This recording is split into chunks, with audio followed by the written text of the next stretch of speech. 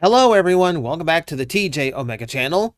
So, for today's video, I thought let's talk about something that every Transformer series has in one way or another, but the focus on it has gotten less and less and less as the years have gone on, and I want to focus on it a little bit here. So, we are going to be discussing Energon. Hey, do you remember when this entire series was all about Energon? You know, like the stuff they need to survive, the stuff they need to revitalize their planet. You know, it was kind of important back in the day.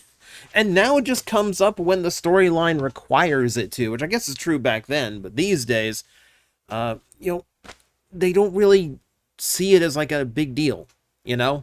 Well, it's just not a factor the way it used to be. Which is a shame because, you know, when you're depicting a fictional war, energy resources are always extremely important to that scenario. So, let's go over the various types we have had over the years. This is labeled as every Energon, but frankly, I'm sure there's a few I'm missing here. It is a 40-plus-year-old franchise. I'm sure I've forgotten one or two here, but we're going to give you as much as I possibly can. Now, what you're looking at are the traditional Energon cubes from the original G1 cartoon. If you buy any random Insecticon, you might end up with a little stack of these to go with them. I don't know why it's always the Insecticons when every Transformer is handled Energon, but hey, it is what it is. Point being, this stuff has taken some different shapes as the original series has gone on. When we first saw it, it was pretty simple. You dump some human fuel into this cube that Soundwave produces from his chest, and it literally just looks like a cube of oil, a cube of rocket fuel, or whatever. And it didn't convert into Energon until they had a whole stack, like a 3-stack, and smushed them together into a sandwich cookie of energy that just ended up being extraordinarily explosive. So early on in the first episodes, that's what you saw. You saw these like multi-layered cubes of iridescent energy, which eventually just became normal little cubes of iridescent energy. They all looked flashy, glowy, rainbowy. And eventually it gave way to the more well-known pink Energon cubes that we have today. I assume the animators just wanted to keep getting these to be easier and easier to animate. If we're going to be completely frank, they were probably just simplifying the animation as they went on. But you know what? I don't mind it. Like, I like the pink Energon cube. I think it works. Now, in order to actually use said Energon, you have to actually have some kind of system to deliver it to you. Transformers actually do have power absorbers to actually take Energon in. That is how Starscream kept the Combaticons in check during the Starscream's Brigade episode, by denying them that vital component unless they were loyal to him. So, beyond that, there are other devices we've seen over the years for Transformers to recharge themselves on Energon. In particular, we got to see the Autobots who use these little recharging beds that they get into. And that's typically how we are expected to believe that they take in Energon. However, you can drink it straight from the cube if you really want to. And that ends up producing an intoxicating effect, to say the least. The Decepticons got drunk. Fun to see in an 80s cartoon. You'd never get away with it today. So, the interesting thing about this is that it kind of led to things like Enjex that came around later, where now there's also a quasi-Energon kind of substance that was basically just booze. But that's later, and it's technically not Energon, so it's the only inclusion we're going with. But there is, like, a whole chain of things we could discuss that is based purely off of this scene, establishing that Energon can be intoxicating if drank in directly rather than processed through a machine. And after this, we kind of just decided Energon was good for everything, right? So, yeah, let's just start grinding this stuff up and giving it out as little biscuit wafers. Like we're just going to make snacks out of them now. So basically, G1 just started using Energon for practically everything. It wasn't just a fuel source now. It was literally whatever energy thing they needed. Like, let's make axes out of stuff. Let's make maces out of stuff. Let's make swords and spears and toilets. I don't know. I don't know. There's Energon nets. There's, Energon shields. There's Energon, chains. Energon chains that are completely inescapable unless you shoot them with the laser.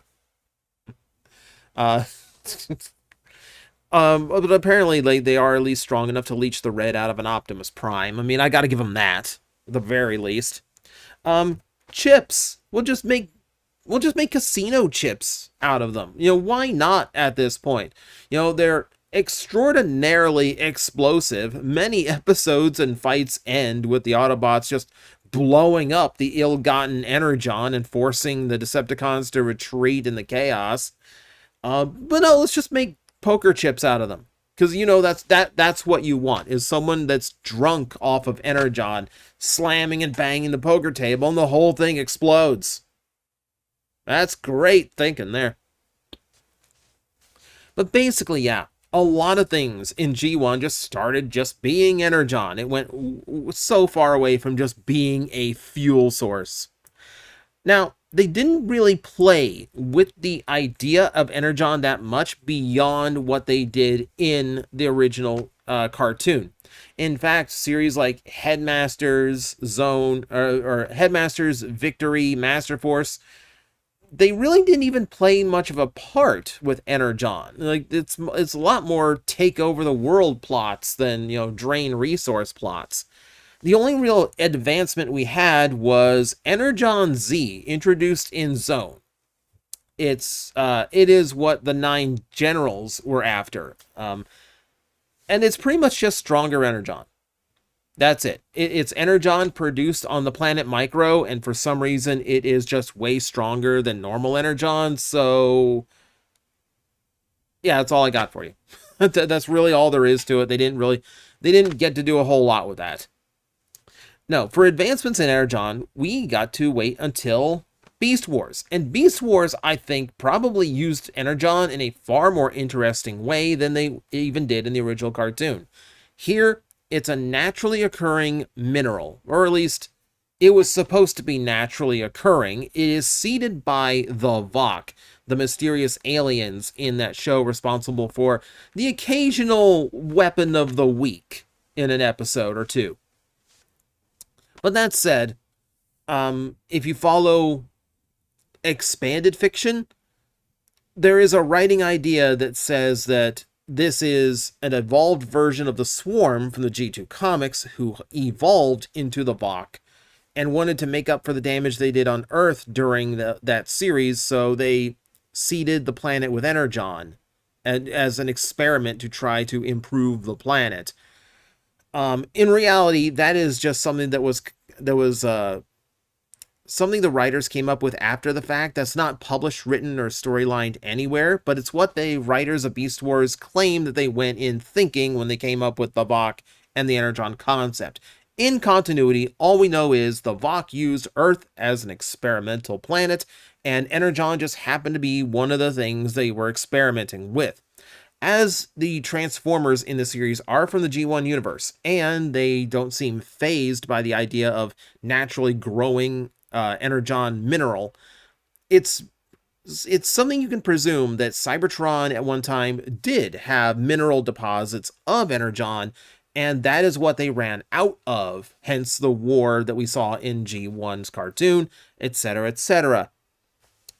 So, Beast Wars also introduced the idea that Energon can be radioactive, highly reactive. Again, it's still exceptionally explosive, but radioactive enough to the point where if you do not have an alt mode that can block the energy from it, you can't even be on the same planet as this stuff, let alone the vicinity, let alone just being around it. So That's how we got the Beast Mode explanation, etc., etc. We know Beast Wars by now. They did a lot with Energon. And the idea of Energon as a naturally occurring mineral actually extends into other Transformers series. Transformers Energon, in particular, used it as an ore that you could just mine out of the ground. Also worth noting that the crystalline Energon from Beast Wars can also become cubes naturally. Now, this is under some really weird conditions. A lot of it happened off screen, so we never really got to see it.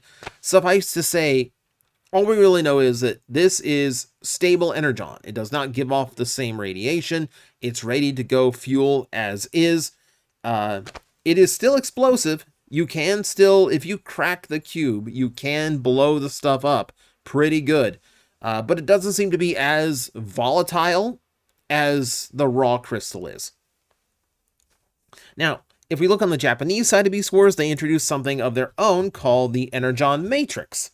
And this is literally a matrix carved, literally an Energon carved into the shape of a matrix and implanted in the convoys of that universe. Sometimes you don't even know it was built into you until it is triggered. Typically, this provides a power-up in a great time of need. If anything, it's kind of their explanation for why characters like Lio Convoy have, for lack of a better term, a Super Saiyan mode. It just triggers. Like the whole, the burning justice idea of 90s anime that a lot of those Beast Wars shows used, that's kind of where it is. And the Unicron trilogy as well. That was their explanation in Beast Wars 2nd and Beast Wars Neo. Energon Matrix was the thing. And that does, unfortunately, bring me to the most dangerous type of Energon that we can talk about, the cartoon. But we don't have time for that today, so instead we'll talk about the Energon that the Energon cartoon brought us. Now, this is a simple way of starting, and that is with the Energon stars, which is essentially their answer to Energon cubes. The stars themselves were something that only the Omnicons could actually create. Omnicons and Terracons, depending on which faction you were part of, were capable of absorbing Energon from its raw state of ore and processing it instantly into something that other Transformers could use as a instant power-up. And that's where your Energon stars come from. So it's essentially a way of blending the two versions that we had at the time, both the mineral Energon and the power-up, object, for lack of better terminology here. So yeah, it's basically Energon as we know it, just in its own weird shape that's a little bit more toyetic. Now, if we want something a little bit different, that's what Super Energon is for. Super Energon is described as the hope of Cybertron. It is very difficult to find and reach, but Destiny, etc., you do so during a time of great crisis. It's supposed to save the Transformer race, yada, yada, yada. Basically, it gives everybody a repaint that makes them more powerful in the Energon cartoon. That's basically the purpose of Super Energon. What's interesting about it is it basically just lets them do anything power-up wise they want. Super Energon is the reason why Giant Galvatron is the final fight in that series. What's weird is it's one of the rare times Energon is depicted as a fluid. Like inside of an Energon cube, you can see it swishing around sometimes, implying that it's fluidic, but it's stuck in a cube, and it's still basically just raw energy in there. This is just straight up liquid. This is just like if Energon was a gasoline, here it is. And this is where you got your combiners, like they were the guardians of the Super Energon, until two of them decided that they liked Galvatron better and just kind of left Superion to handle things on his own. That's a whole other story. We're not talking about the cartoon today. We can move into a few unique examples in the comic books, though. So we also have Ultra Energon. Went from basic to super, now we're up to Ultra Energon. And it is what it sounds like on the tin. It is incredibly powerful Energon that will power up your capabilities, your strength, your durability, but the more you draw on its power, the faster it burns out. So it's a power up with a time limit, or a fuel limit rather. And this is actually Shockwave's doing. He was implanting artificial Energon across different planets, which is why he found Earth in the first place. It's where Ore 13 took root. Yeah, I was gonna do like the whole reveal of the actual name of Ore 13, and then I just kind of slipped. So instead, I will tell you what Shockwave actually calls it: power itself, which is a lot more intimidating, I feel. But yeah, basically it is another type of power-up Energon, and it's not the only one we're going to see here. IDW also introduced an interesting version that I really, really like, and that is Innermost Energon. The idea behind Innermost Energon is that it is the Energon inside the spark chamber of a transformer. It is a fixed amount. You only have so much of it, and it is incredibly pure and incredibly strong for Energon. It's basically there to keep the spark alive no matter what happens to the body. So if that is pierced and the innermost Energon leaks out, that's when a spark is in danger of going out. Innermost Energon has a lot of ritualistic characteristics to it. It's customary to leave a vial of it for someone that means a lot to you, especially in times of like a funeral, like how you would leave flowers on a gravestone. A transformer would leave a little bit of their innermost Energon to someone who meant something for their lives. Famously, Chrome Dome, because of how many partners and loves that he had over his millions of years, had no more Energon to give. His innermost Energon was completely dry. So I just really like the concept, and I like the spirituality aspect of it. It's nice. Something you don't hear about anymore is from the BotCon comic books from the Fun Pub era, and that's rarefied Energon.